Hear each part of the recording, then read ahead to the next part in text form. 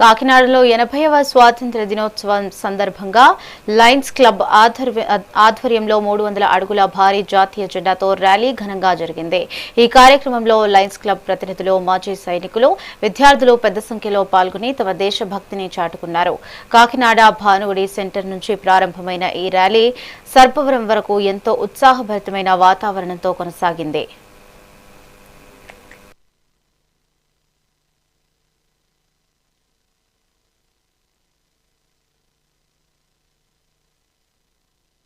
ముందుగా భారతదేశ ప్రజలకందరికీ 80వ స్వతంత్ర దినోత్సవ శుభాకాంక్షలు తెలియజేసుకున్నామండి.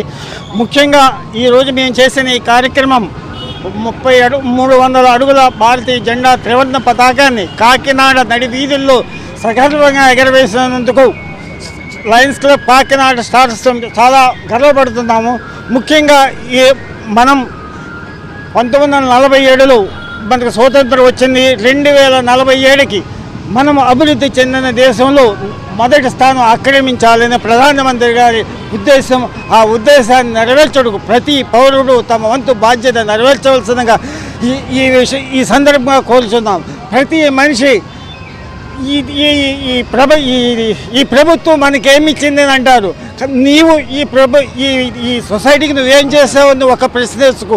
ఈ పక్కన చెత్తని ఇంట్లో చెత్త పక్కింట్లో పడేస్తావు, వాటర్ ట్యాప్ తిరిగితే నాకెందుకు వెళ్ళిపోతావు, ట్రాఫిక్ రూల్స్ ఫాలో అవ్వు, పగలపూట లైట్ వెలుగుతుంటే బాధ్యత తీసుకొని కరెంట్ ఆఫీస్కి ఫోన్ చేయు. ఎక్కడ చూసినా నాకెందుకులే ఎవడో ఎలా పోతే నాకెందుకే ఆ ఉద్దేశాన్ని విరమించుకుని మనమందరం భారతదేశ అభివృద్ధికి అందరం పాటుపడతాం.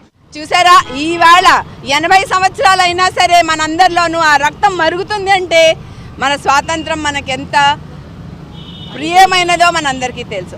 ఫ్రెండ్స్, లయన్స్ క్లబ్ ఆధ్వర్యంలో స్టార్స్ క్లబ్ వాళ్ళు, వాకర్స్ అసోసియేషన్ వాళ్ళు 300 అడుగు జెండాని ప్రతి సంవత్సరం ఇలాగే వాళ్ళ భారతీయతని, వాళ్ళ ప్రేమని, ఇండిపెండెన్స్ డేని పునస్కరించుకుంటూ వీధులంబట, మన కాకినాడ పురవీధులంబట మన త్రివర్ణ పతాకాన్ని తీసుకువెళ్తూ ఉంటారు with a great honour and pride.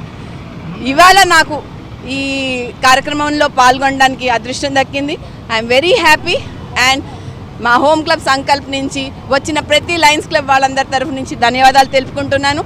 ఇలాంటి మంచి మంచి కార్యక్రమాలు ముందరే జరగాలి.